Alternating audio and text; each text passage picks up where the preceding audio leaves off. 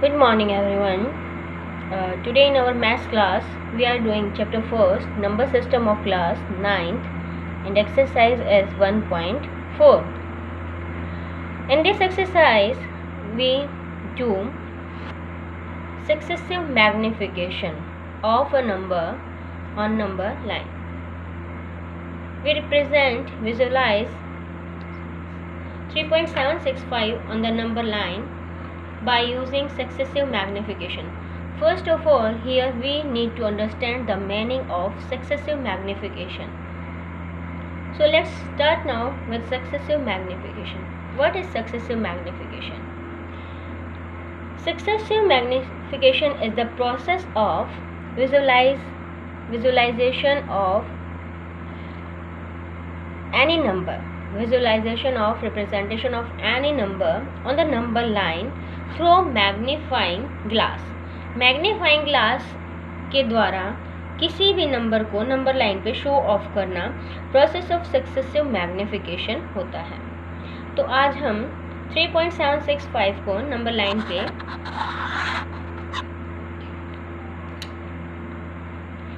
Line पे show करेंगे successive magnification से. So let's start now it. ये हमने यहाँ पर अपनी नंबर लाइन ड्रॉ की है. आपको पॉइंट्स जो लेने हैं वो इक्वल डिस्टेंस पे लेने हैं. यहाँ पे हमारे पास 3 और हमने यहाँ पर 4 ले लिया.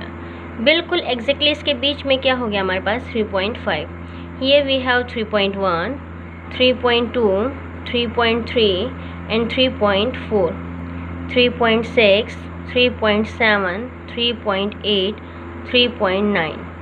ये हमने अपनी नंबर लाइन पे पॉइंट्स को मतलब 3 और 4 के बीच के पॉइंट्स ले लिए. अब आपको क्या चाहिए? आपको चाहिए 3.7. तो हमने 3.7 लेना है. फिर इसके बाद के नंबर चाहिए हमें 3.76 चाहिए हमें. 3.76 के अंदर क्या हो जाएगा? ये हमने इधर 3.7 और ये 3.8 ले लिया क्योंकि हमें 3.76 लेना था. अब इसको भी हमने इक्वल पार्टीशन में कर दिया.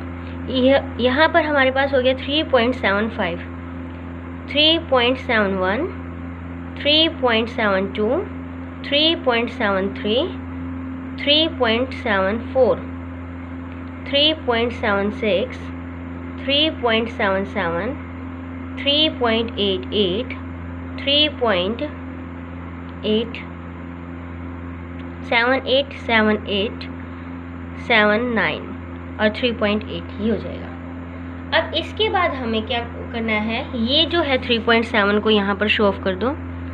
ये हो गया 3.7 एंड दैट इज 3.8. इसके बाद हमें क्या करना है? 3.7 और 3. अब हमें 3.6 चाहिए. ये हमारे पास बच्चों 3.76 और 3. ये अब हमने इसको शो ऑफ करना है. हम अपना बढ़ाते जाएंगे. यहाँ पर हमारे पास हो गया 3.76 एंड 3.77. अब यहाँ पर हो गया बिल्कुल एग्जैक्टली बीच में 3.765. एग्जैक्टली बीच में होगा मतलब यहाँ से 3.71, 3.761, 3.762, 3.763, 3.764 और ये हो गया 3.765. हमें तो यही पॉइंट शो करना था, एक पॉइंट. ठीक है. और ये बेटा है ना बिल्कुल बीच में रहेगा. जब भी आप इसको मैग्नीफाइंग ग्लास से करेंगे ना तो ये हमारा थोड़ा सा 3.765 मतलब ये थोड़ा सा इधर आना था. बिल्कुल एग्जैक्टली इनके बीच में रहेगा. ऐसे सीधे स्ट्रेट लाइन हमें मिलेगी. ठीक है. तो ये हमारा मैग्नीफाइंग ग्लास का हो गया. आपको ऐसे ही शो करने हैं और बिल्कुल एग्जैक्टली इसके बीच में रखना है इसको.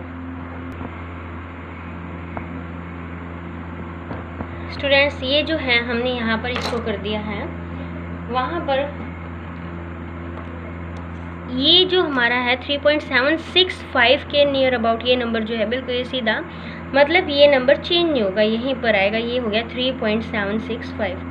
ठीक है. जैसा कि हमने ड्रॉ किया था उसी के अंदर ये बिल्कुल स्ट्रेट लाइन के अंदर होगा. ये था किसी नंबर की representation by the successive magnification. ठीक है, now we are start our exercise 1.5. Students, now we are doing question number first of exercise 1.5. Here we have classify the following numbers as rational or irrational. आपको यहाँ पर numbers लिखे हुए दिए गए हैं, आपको इनमें से क्लासीफाई करना है कि ये नंबर्स रैशनल है या फिर इरैशनल है। तो मतलब बताना है।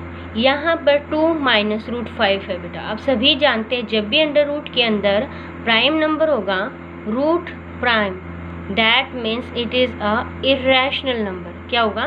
Irrational number. इरैशनल नंबर कौन से होते हैं? जब आप इनका डेसिमल एक्सपेंशन निकालेंगे तो ये ना तो ये अक्यर करेगी, रिक्योर करेगी, मतलब बार बार रिपीट होगी, बार वाला नंबर नहीं आएगा, और ये नॉन टर्मिनेटिंग, नॉन रिक्योरिंग होगी।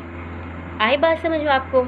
मतलब इरैशनल नंबर कौन से होंगे? जिनकी decimal expansion non terminating, non recurring होगी, वो आपके नंबर्स इरैशनल होंगे।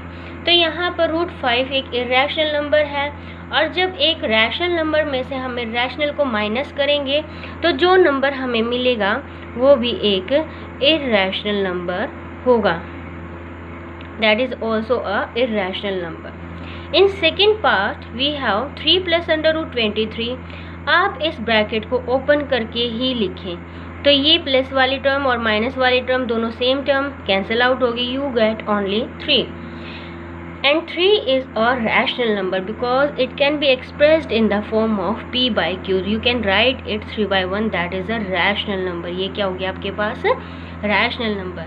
Now in third part you have 2 root 7 by 7 root 7। Root 7 से हमारा रूट 7 कट गया, एंड दैट इज 2 बाई 7।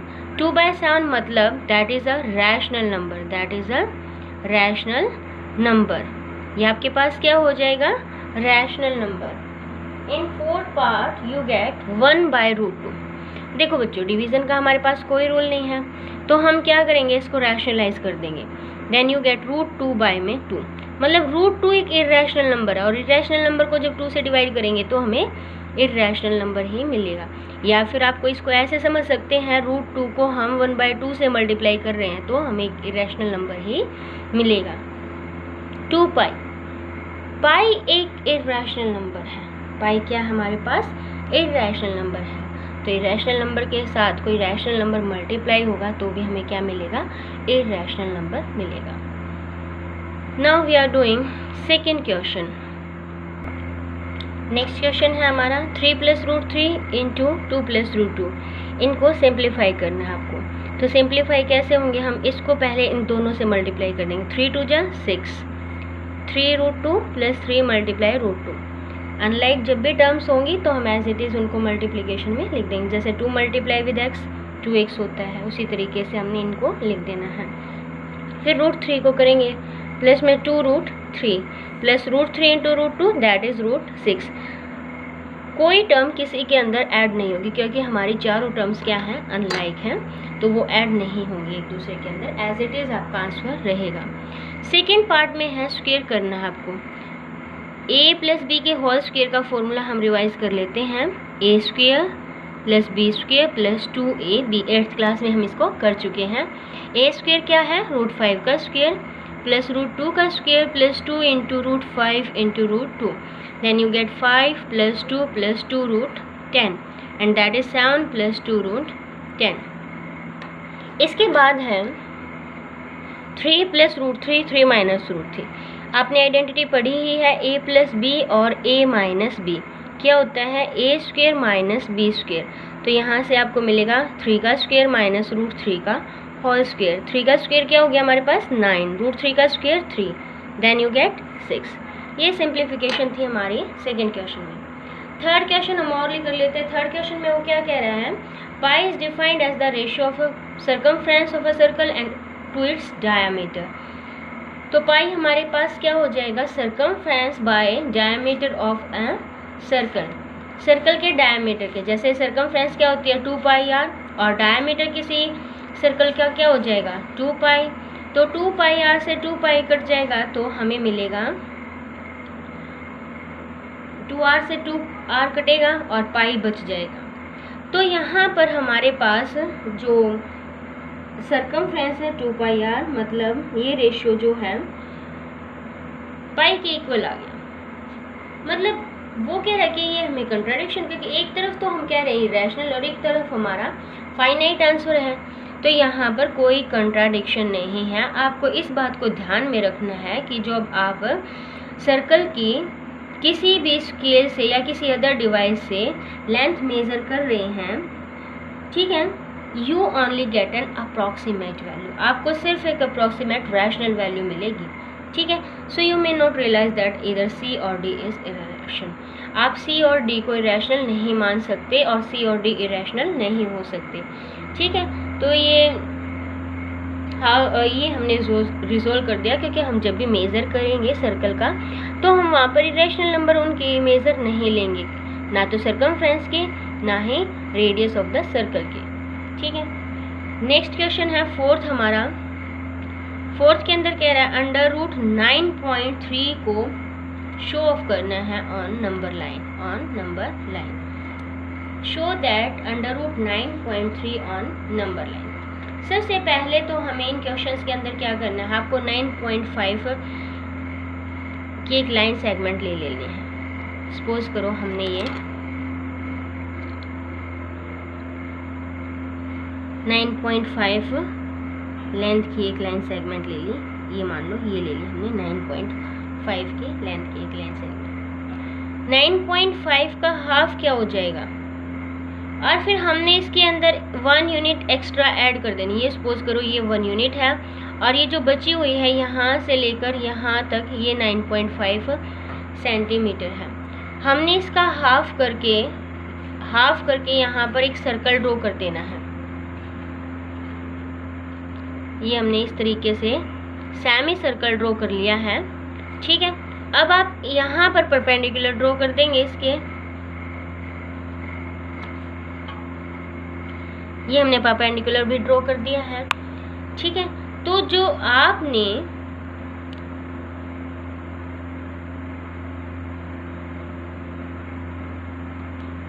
इस रेडियस का आपको क्या करना है, आपको इसको रेडियस मान के और बी को इसको सेंटर मान लो, ये बी है और ये डी है, इसको रेडियस मान के और इसको सेंटर मान के यहाँ पे कंपास की पिन रख के इसको आगे बढ़ा के आपको इसको कंप्लीट कर देना है। जहाँ पर भी ये नंबर लाइन को टच करेगी वही आपका क्या होगा, रूट 9.3। ये जो पॉइंट आएगा वो अंडर रूट 9.3 आएगा, ठीक है। तो इसको बाय स्टेप्स आप कर लेना। नेक्स्ट क्वेश्चन है आपका। नेक्स्ट क्वेश्चन के अंदर हमें रैशनलाइज करना है। लास्ट क्वेश्चन है ये हमारा एक्सरसाइज 1.5 का। 1/√7 दे रखा है, रैशनलाइज कर दिया, मतलब हमने √7 से मल्टीप्लाई और √7 से ही इसको डिवाइड कर दिया, तो आपके पास आ गया √7/7। इसी तरीके से हमने ये किया है। नेक्स्ट 1/√7 माइनस √6 है, तो √7 प्लस √6, जब यहाँ पर माइनस साइन होगा तो हम प्लस लेके रैशनलाइज कर देंगे, ऊपर और नीचे सेम टर्म से मल्टीप्लाई और डिवाइड कर देंगे। तो ये आपके पास आ गया √7 प्लस √6 बाय में 7 माइनस 6, मतलब √7 का स्क्वायर हुआ तो स्क्वायर से स्क्वायर रूट कैंसिल आउट हो गया, फिर 6 का स्क्वायर रूट हुआ तो स्क्वायर रूट से स्क्वायर रूट माइनस हो गया, तो ये √7 प्लस √6 हो गया, ठीक है। इसी तरीके से √5 माइनस √2 करेंगे, बाय में √5 का स्क्वायर माइनस √2 का स्क्वायर हो जाएगा, तो √5 माइनस √2 ये 5 आ जाएगा, स्क्वायर से स्क्वायर रूट कैंसिल हो जाता है, 5 माइनस 2 3 बच जाएगा। इसी तरीके से हमने ये नेक्स्ट क्वेश्चन कर दिया।